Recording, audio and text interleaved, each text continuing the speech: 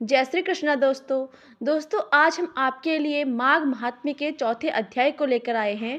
हमारा चौथा अध्याय कुछ इस प्रकार है। वशिष्ठ जी बोले, हे राजन, जब भृगु जी अपनी तपस्या में लीन थे तो विद्याधरों का एक दंपति उनके पास पहुंचा। वे बहुत दुखी थे और भृगु जी को अपनी कथा सुनाने आए थे। उन्होंने मुनि को श्रद्धा पूर्वक प्रणाम किया और कहा, हे मुनिदेव, इस दिव्य देह को पाकर भी हम दोनों बहुत दुखी हैं। मेरी भार्या परम सुंदरी और नृत्य एवं संगीत में प्रवीण है। यह वीणा बजाने में दक्ष है। इसके वीणा वादन की महर्षि नारद ने भी प्रशंसा की है। संगीत के ज्ञाता इंद्र भी इससे प्रभावित हैं। भगवान महादेव भी इसकी संगीत विद्या से प्रसन्न है। ऐसी परम सुंदरी और गुणवती भार्या को पाकर भी मैं सुखी नहीं हूँ। कहाँ यह रूपवती मेरी भार्या और कहाँ व्याघ्र के मुख वाला। मैं इसी चिंता से परेशान एवं दुखी रहता हूँ। उस विद्याधर की बात को सुनकर त्रिकालज्ञ भृगुजी मुस्कुरा कर बोले, हे विद्याधर, हर प्राणी को कर्मों के अनुसार फल प्राप्त होता है। जो ज्ञानी होते हैं वे मोह नहीं करते और जो अज्ञानी होते हैं वे मोह में फंसे रहते हैं। जिस तरह यक्षिका के पांव विष विषम हैं, उसी तरह अधूरा कर्म दुखी करता है। पिछले जन्म में तूने माघ मास की एकादशी का व्रत करके द्वादशी को तेल स्नान किया था। उसी के कारण तेरा मुख व्याघ्र का है। राजा पुरखा ने भी तेरी ही भांति भूल की थी, इसी कारण उसको कुरूप देह प्राप्त हुई थी। राजा अपनी कुरूपता पर बड़ा दुखी था। वह गिरिराज के समीप देव सरोवर पर गया। उसने स्नान किया और तपस्या हेतु कुशा के आसन पर बैठ गया। उसने शंख चक्र गदा पद्मधारी भगवान श्री हरि को हृदय में धारण कर 30 माह तक निराहार रहकर कठोर तप किया। भक्त वत्सल भगवान श्री हरि राजा की तपस्या से प्रसन्न हुए। उन्होंने राजा के सम्मुख प्रकट होकर कहा, हे राजन, मैं तेरी तपस्या से बहुत खुश हुआ। इतना कह भगवान ने स्वयं अपने शंख के जल से राजा का अभिषेक किया, जिससे राजा का शरीर सुंदर हो गया। भृगु जी बोले, हे विद्याधर, यह सब तेरे पूर्व जन्म का ही फल है।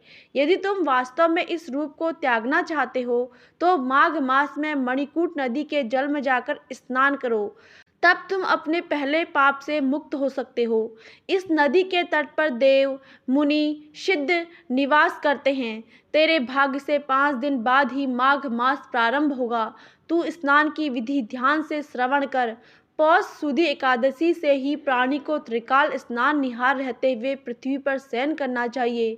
भोग विलास त्याग कर जितेंद्रिय हो माघ शुक्ल एकादशी तक तीनों समय भगवान विष्णु का पूजन करना चाहिए। तू भी ऐसा ही करे तो तेरा मनोरथ पूर्ण होगा। द्वादशी के दिन मैं स्वयं आकर तेरा अभिषेक करूंगा। निश्चय ही तू कामदेव के समान सुंदर हो जाएगा। इतना कह भृगु जी ने फिर कहा, हे विद्याधर, माघ स्नान प्राणी के समस्त पापों को नष्ट करने वाला है। इसका फल तप और यज्ञ से भी श्रेष्ठ है। पुष्कर, कुरुक्षेत्र, ब्रह्मावर्त, मायापुरी, काशी, प्रयाग, सागर संगम के 10 वर्ष तक निरंतर स्नान से जो फल प्राप्त होता है, उस प्राणी को माघ मास में केवल 3 दिन के स्नान से ही प्राप्त हो जाता है। जो स्वर्ग की कामना करते हैं वे मकर के सूर्य में स्नान करें। इससे आयु, आरोग्य, रूप, सुख, सौभाग्य की प्राप्ति होगी। जो नरक और दरिद्रता से भय करते हों वे सदैव माघ स्नान करते रहें। वशिष्ठ जी ने कहा, हे राजन, भगवान भृगु की इस परम पुनीत बातों को सुनकर तुम्हें माघ स्नान की महत्ता का ज्ञान हो गया होगा। ये स्नान अनेक फलों को देने वाला है। सकाम अथवा निष्काम भाव से प्राणी को चाहिए कि वह माघ मास में स्नान करे। उसे इस लोक में समस्त सुखों की प्राप्ति होगी और वह परलोक में भी समस्त सुख पाता है। माघ मास के स्नान से पुण्य की वृद्धि होती है और समस्त पापों का क्षय होता है। सतयुग में तप, त्रेता में ज्ञान और द्वापर में कर्म फल देता है। उसी तरह माघ स्नान सब युगों में श्रेष्ठ फल का देने वाला है। यह स्नान समस्त वर्ण और सभी आश्रम वालों के लिए फल देने वाला है। वशिष्ठ जी बोले, हे राजन, भृगु जी के समझाने पर उन विद्याधर ने अपनी स्त्री के साथ आश्रम के पास झरने में ही विधि पूर्वक माघ स्नान किया। भृगु जी की कृपा से उसे सुंदर देह प्राप्त हुई और उसका दुख दूर हो गया। वह कामदेव के समान सुंदर मुख वाला होकर अपनी पत्नी के साथ विहार करने लगा। तपस्या पूर्ण करके भृगु जी अपने शिष्यों सहित पर्वत से उतरकर अपने आश्रम को चले आए।